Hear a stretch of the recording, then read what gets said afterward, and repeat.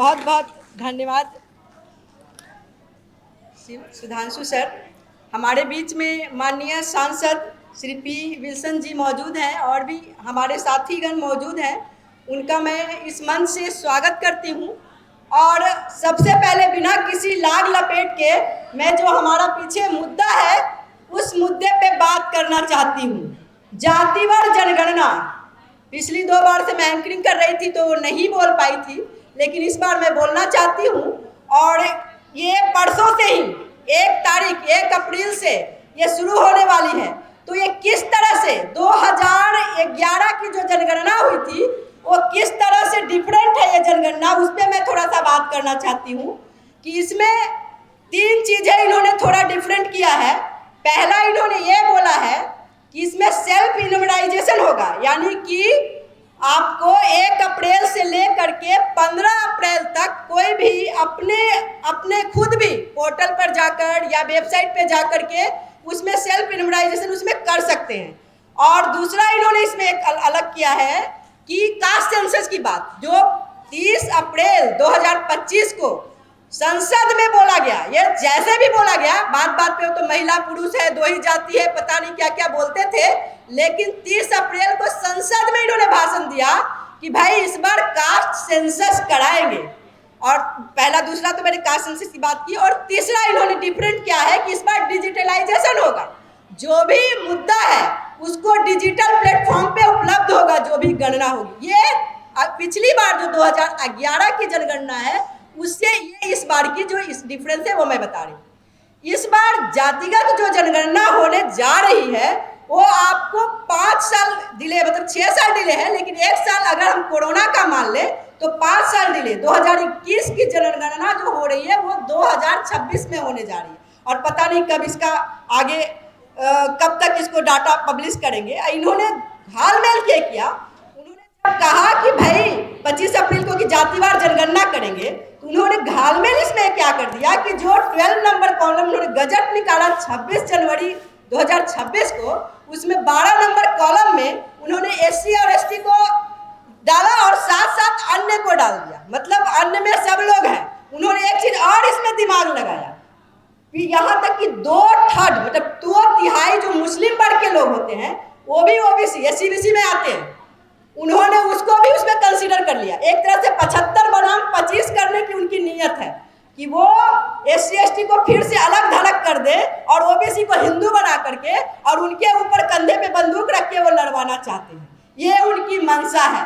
और मैं 2011 की जनगणना की याद दिलाऊं, उस बार भी सोशियो इकोनॉमिक जनगणना हुई थी, आप लोगों को पता होगा, लेकिन उसमें उन्होंने उस बार भी थोड़ी जो भी सरकार रही होगी उनकी मंशा नियति पे तो हमेशा शक रहा है। कोई सरकार ईमानदारी के साथ, जो लिखा हुआ है ईमानदारी तो इन राजनेताओं के अंदर है ही नहीं, कोई भी पार्टी की हो। मैं सब पार्टियों को यहाँ पे बोल रही हूँ, जो पार्टी ये जनगणना कराए वो हम लोगों के लिए वो हित में काम कर रही है। तो उन्होंने उस बार दिमाग क्या लगाया था कि कहा कि अभी गजट में निकल गया है तो गणना हो जाने देते हैं। तो जनगणना हो गई 2011 में, उसमें 2000 फिर से उन्होंने सोशियो इकोनॉमिक सर्वे कराया और सर्वे में इतनी जातियां निकल गई, लाखों जातियां। अरे भाई हम यादव लिखते हैं तो यादवा लिख दिया, कुछ कुछ लिख दिया, इस तरह से करके लाखों जातियां उनके पास आ गई और उन्होंने कहा कि इतनी सारी जातियां हैं कि पता ही नहीं चल रहा क्या। और वही घालमेल करने की कोशिश ये 2026 में भी की जा रही है। इन्होंने जो पहले वर्ग में यानी कि जो मकानों की सूचीकरण है उसमें इन्होंने लाया ही नहीं नाम। जब मकानों की सूचीकरण जो गिनती हो रही है उसमें वर्गीकरण हो जाएगा, उसी के आधार पे भी तो फिर दूसरी बार जो गणना, फिर हमने अभी बात करी कि 1 अप्रैल से 15 अप्रैल के में जो सेल्फ इन्यूमराइजेशन है उसके बाद आपको 15 अप्रैल से लेकर सितंबर महीने तक वो राज्यों को पावर दी गई है कि वो राज्य 1 महीना समय ले। 15 अप्रैल से, अब कोई 15 अप्रैल को शुरू करता है तो 15 मई तक लेगा। उसके बाद की मतलब कहीं सुखाड़ है, बाढ़ है, बहुत सारी चीजें होती है, तो वो लोग 1 महीना का वो समय लेंगे और वो उसमें वही क्वेश्चन आए क्या क्या जो क्वेश्चन है उसमें जाति का कॉलम 8 डालेंगे और फिर से एक घालमेल पिछली वाला करेंगे। वो कहेंगे कि भाई इतनी लाखों जातियां आ गई, कहाँ पब्लिश होगा, वो इनका दिमाग में है। इसीलिए ये अब गाड़ी अगर छूट गई ना तो गाड़ी पटरी से उतर गई तो फिर नहीं निकलेगी। अभी 2041 बहुत दूर है, समझ लीजिए। तो इसलिए दबाव हमें बनानी ही पड़ेगी कि जातिवार जनगणना के पहले मकानों का जो सूचीकरण है उसमें भी बीसी का कॉलम डाला जाए। और जब यहाँ पे भी लिखा हुआ है 15C कॉलम, जो हमारा अनुच्छेद है, अभी कई वक्ता भी ये बोल रहे थे कि ये हमारा कॉन्स्टिट्यूशनल राइट है। ओबीसी आयोग बने हुए हैं, ओबीसी की जब सर्टिफिकेट बनाते हो तो उसमें भी ओबीसी की जातियां पूछी जा रही है। तो फिर ये हमारा जब कॉन्स्टिट्यूशनल राइट है तो घोड़े गधे बकरी सबकी गिनती करेंगे, लेकिन बीसी की गिनती ये नहीं करे। ये एक सोची समझी साजिश है इनकी और ये नहीं चाहते हैं। लेकिन आप लोगों से मेरा अनुरोध है कि ये दबाव बनने से इनके ऊपर कानों में जूं रेंगे का वजह ये है कि इस समय सरकार भी थोड़ी बैकफुट पे है। नेशनल में 4 राज्यों में चुनाव है, आप लोगों को पता होगा। केरल में, बंगाल में, इस सब जगह पे चुनाव होने वाली है। और इंटरनेशनल लेवल पे है ना, इंटरनेशनल लेवल पे भी जो बाढ़ चल रहे हैं है ना, जो ईरान और इराक, जो आप कह सकते हैं जो इजराइल का वार चल रहा है, तो इस समय सरकार थोड़ी बैकफुट पे है, सुनी जाती है। हम लोग धमाका नहीं तेज करते हैं। अभी कोई व्यक्ति कह रहे थे यहीं पे वक्ता कि ओबीसी जागृत नहीं है। ओबीसी सही में जागृत नहीं है। उनको जब तक उन्हें पता है कि जब ये 50% से ज़्यादा जनसंख्या जिस दिन जागृत हो गई तो इन सब पे हालत खराब हो जाएगी। हर जगह यही कारण है कि ओबीसी को जागरूक होने नहीं देना चाहते हैं। और इसी यही कारण है कि यूजीसी का जो मुद्दा आया उसमें भी ओबीसी शामिल करने से उनको इतनी ज़्यादा तकलीफ होने लग जाती है। उन्हें लगता है कि कहीं ST ओबीसी यूनाइट ना हो जाए, वो नहीं होने देना चाहते हैं। वो फूट डालने की नीति पे राज करते हैं। तो हमें उस फूट डालने में और मिलने की काम पे अमल पे काम करना चाहिए। ये हमारी तभी यूनिटी बन पाएगी। तीसरा, मैं इस पे बात करना चाहती हूँ कि वो जातिगत जनगणना उनकी सरकार की नीति ही नहीं है। ये सबसे पता चल रहा है कि वो नहीं कराना चाहते हैं। वो बस एक खाना पूर्ति करना चाहते हैं और फिर से वही ताम झाम लेकर के वो करेंगे। तो हमारा ये कहना था कि जातिगत जनगणना जरूरी क्यों है। सब लोग अभी वक्ता भी बोल रहे थे। अभी पिछले वर्ष जो राजद के सांसद हैं, उन्होंने मानसून सेशन में एक सवाल पूछा था संसद में कि जी कितने प्रोफेसर हैं। मेरे पास अभी डाटा उपलब्ध होगा उसका, वो मैं डाटा आप लोगों के बीच में पढ़ देना चाहती हूँ। उन्होंने सवाल पूछा कि कितने जो प्रोफेसर हैं सेंट्रल यूनिवर्सिटी में जो प्रोफेसर हैं वो आपके इस कैटेगरी में SC ST OBC कैटेगरी में है। तो उन्होंने कहा बहाली में, उन्होंने बताया कि 2537 प्रोफेसर की बहाली हुई है। उसमें ST कैटेगरी 0.9%, SC 4.4% और BC 3.3%। कितना कॉन्स्टिट्यूशनल राइट है आप लोगों को पता है ना? कम से कम 27%, 7.5% और जो 15% है वो कॉन्स्टिट्यूशनल राइट है, वो भी नहीं है, हमें मिला। तो ये आपको डाटा आपको सेशन में कहा गया। उसमें ये भी पूछा गया था एक बार, 1-2 साल पहले की है कि उसमें एक सवाल के जवाब में अर्जुन राम मेघवाल जो है ना, उन्होंने जवाब दिया जजों की बहाली के बारे में। तो उन्होंने कहा 604 जज 2018 से 2023 के बीच में बहाली हुई है। उसमें उन्होंने डाटा समेत कहा कि 458 जज जो है 76% होता है, वो आपके जनरल कैटेगरी से हैं। 18 SC ST से आपको 9 और माइनॉरिटी से 34 जज। ये हमारी औकात है, उन्होंने बताई। तो उन्होंने जवाब ये भी दिया कि क्योंकि कॉलेजियम सिस्टम लागू है उसमें हमारा नहीं बनता है। ऐसा उन्होंने जो भी कहा हो, लेकिन सब कुछ इंटरनल पता है कि कैसे सेटिंग इनकी साठ गांठ होती है और कौन बैकफायर से कौन इनको ऐसा पिलाता है जिस वजह से ये ऐसा करते हैं। तो यही नहीं, अभी बिहार की जनगणना जो हुई, जो संयुक्त सरकार ने पब्लिश किया, डाटा के बाद आया जो 63% OBC, उसमें बात की गई कि भाई इसको भी शामिल किया जाए, इसकी आरक्षण को बढ़ाया जाए। तो सुप्रीम कोर्ट ने क्या कहा के मना कर दिया कि भाई 9वीं अनुसूची में नहीं है तो कैसे लाएंगे। कई बार कहते हैं डाटा नहीं है। अजी किसने डाटा दिया था इनको एडुकेशनली बैकवर्ड क्लास का? ये जो EWS लागू किया था, कहीं डाटा मिला इनको?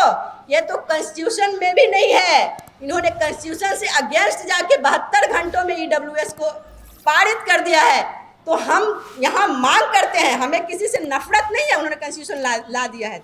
लेकिन हमारी ये मांग है कि भाई ये तो देख लो कि कितने EWS है। हम लोग ईडब्ल्यूएस में नहीं आएंगे क्या? SC ST OBC गरीब नहीं होते? अगर गरीब भी है तो सब गरीब है, सब में होते हैं, तो उनको उन्होंने नहीं लाया। तो इसमें हमारी ये मांग है कि जातिवार जनगणना ईमानदारी से कराई जाए और कॉलम नंबर जो आपका 12 है जो गजट नोटिफिकेशन में, उस कॉलम में सुधार करके फिर से पब्लिश किया जाए डाटा, और हम लोगों का जो मकानों की गिनती है पता तो चले किसने पक्के घर है, किसके टाइल्स लगे हुए हैं जी, किसके छत से पानी टपक रहा है जी, वो कौन कौन है, कौन हमारे वर्ग के हैं कि उनके वर्ग के हैं, कोई भी तो पता चले। बिहार में भी हुआ सेंसस, उसमें पता चला कि 94 लाख लोग बेघर थे, तो उनके लिए इम्प्लीमेंटेशन सरकार बना सकती है ना। जब हमारे पास डाटा ही नहीं रहेगा, सुप्रीम कोर्ट भी मांगेगा और सरकारें भी कहेगी। तो ये एक उदाहरण के साथ अभी कोई प्रोफेसर साहब भी बोल रहे थे इस मुद्दे पे कि भाई जो नहीं, शायद संजय सिंह जी बोल रहे थे कि एक की दौड़ वहां से शुरू होती है, एक की दौड़ पीछे से शुरू होती है, तो कैसे इक्वलाइजेशन होता है? तो इक्वलाइजेशन अगर लाना है तो मेरा ये आप लोगों से अनुरोध है और सरकार से अनुरोध है कि भाई अगर कोई सिनेमा की खिड़की पे अगर कोई लंबा व्यक्ति खड़ा है और उसके नीचे कोई एक और छोटा उससे और एक और छोटा व्यक्ति अगर खड़ा है, तो तीनों को अगर इक्वल करना है तो नीचे से उसको सहारा तो देना पड़ेगा ना, किसी को स्टूल देना पड़ेगा, किसी को बेंच देना पड़ेगा, किसी को हो सकता है और ऊंचा देना पड़े।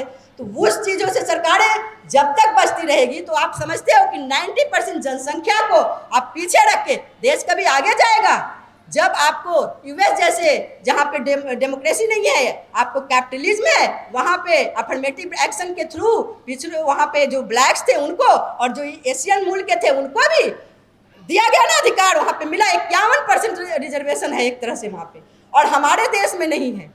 तो ये जब तक हमारी लड़ाई इस समय कह रहे हैं, इस समय थोड़ा सा सरकार भी दबाव में पड़ सकती है, क्योंकि नेशनल में भी 4 जगह इलेक्शन है और उसको इंटरनेशनल भी दबाव है, तो हमें थोड़ा सा धमक देने की ज़रूरत है।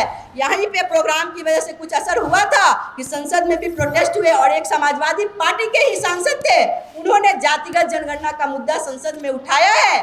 तो ये अब हमारा जो वक्त है सर पूरा, और मैं जो बोलना था मैंने बोल लिया है।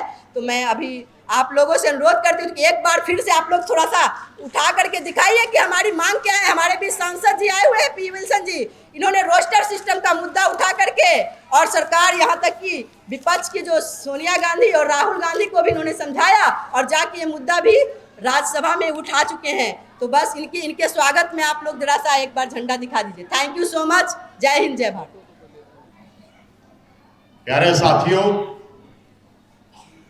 अल्लामा इकबाल का 2 लाइन का एक शेर है कि मिटा दे अपनी हस्ती को अगर कुछ मर्तबा चाहे, मिटा दे अपनी हस्ती को अगर कुछ मर्तबा चाहे कि दाना खाक में मिलकर गुले गुलजार होता है। तो इसलिए ये केवल इस मुद्दे के ऊपर बोलूंगा। ये वक्त आ गया है, हमें अपनी कुर्बानी देने के लिए भी तैयार रहना पड़ेगा। दोस्तों, ये सरकार की साजिश है। ओबीसी हमारा भाई है, शुरू से बचपन से हम ये सुनते आए हैं, SC ST OBC, SC ST OBC। ये ओबीसी भी शूद्र है। कितने लोगों को याद है कि जब अखिलेश यादव ने अपना बंगला खाली किया था तो आदित्यनाथ योगी ने गंगा जल और गौमूत्र से उस बंगले को धुलवाया था? कितने लोगों को याद है? क्यों? क्योंकि ओबीसी भी उनकी निगाह में शूद्र है। लेकिन ओबीसी अपने आप को थोड़ा सा ऊंचा समझता है। ओबीसी को ये सही समय, अगर ओबीसी नहीं जागा तो ये जो षड्यंत्र है ये प्रैक्टिकली इंप्लीमेंट हो जाएगा। दोस्तों, संविधान के अंदर ये प्रावधान है 10-10 साल बाद जो है जनगणना का, और ये जो जनगणना होने जा रही है अपने आप में बड़ी विशेष है, क्योंकि इसके लिए वी द पीपल ने पिछले 5-6 सालों से पूरी ताकत लगाई है। रामलीला मैदान में, कॉन्स्टिट्यूशन क्लब में और जगह जगह दुनिया भर के कार्यक्रम किए।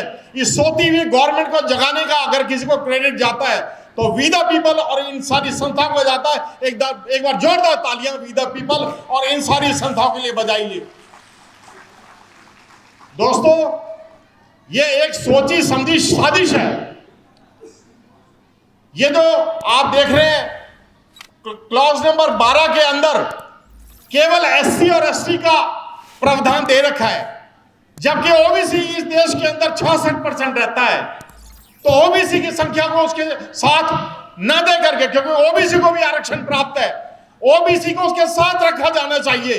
क्योंकि वो ओबीसी जो है एससी एसटी का भाई है, और इस वक्त उनकी गिनती अगर अन्यों में हो गई तो ये देख लिया आने वाली पीढ़ी आपको और हमको कभी क्षमा नहीं करेगी।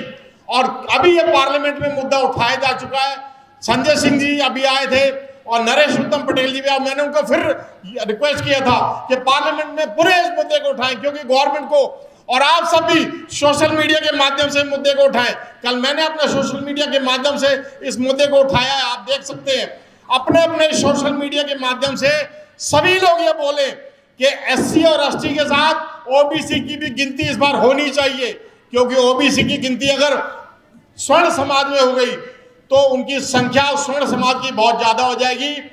एससी एसटी को तो चलो थोड़ा बहुत कुछ मिल जाएगा, लेकिन ओबीसी के हाथ से ये स्वर्ण अवसर चला जाएगा। ओबीसी के लिए कुछ भी नहीं बनेगा, कोई योजना ओबीसी के लिए नहीं बनेगी, और सारी योजना जो है स्वर्ण समाज के लिए बनेगी। तो ये एक छोटे से तीर से बहुत बड़ा उद्देश्य की पूर्ति कर रही है ये सरकार। तो आपको चेत जाना चाहिए, आपको सोशल मीडिया के माध्यम से और पार्लियामेंट में भी इस बात को उठाया जा रहा है, और ऑनरेबल पी विल्सन साहब भी इसको उठा चुके हैं और पुनः इसको उठाएंगे। तो हमारा ये कर्तव्य बनता है कि सभी ओबीसी भाइयों को जगाएं, सभी इसके बारे में पत्राचार करें, प्रधानमंत्री को लिखें, राष्ट्रपति को लिखें कि ये जो भी जनगणना हो रही है, क्योंकि इसी जनगणना के आधार पे सरकार योजनाएं बनाती है। हर जाति की जितनी जनसंख्या पाई जाएगी उसी के हिसाब से उसको उन योजनाओं का फायदा मिलेगा, हिस्सेदारी मिलेगी। तो हमारा ओबीसी भाई है, अगर ओबीसी भाइयों के लिए हमें अपना खून भी बहाना पड़ेगा तो हम एससी एसटी के लोग पीछे हटने वाले नहीं है। ये इस मंच के माध्यम से मैं आपको बताना चाहता हूं। दोस्तों, मैं अपनी वाणी को विराम देता हूं, क्योंकि ऑनरेबल पी विल्सन साहब को अभी पार्लियामेंट में दोबारा जाना है, और बस 4 लाइनें बोलने को, उसी में मेरी सारी बात आ जाएगी कि जमीर जिंदा रख, जो हम एससी एसटी के लोग हैं, जमीर को जिंदा रखो। ये मौका है सरकार को चेताने का कि जमीर जिंदा रख और कबीर जिंदा रख, और जिंदगी में सुल्तान बन जाए तो दिल में फकीर जिंदा रख, और हौसले के तरकश में उम्मीद का वो तीर भी रख कि जिंदगी में सब कुछ हादा है लेकिन जीतने की उम्मीद जिंदा रख, जीतने की उम्मीद जिंदा रख। नमो बुद्धाय, जय भीम, जय भारत।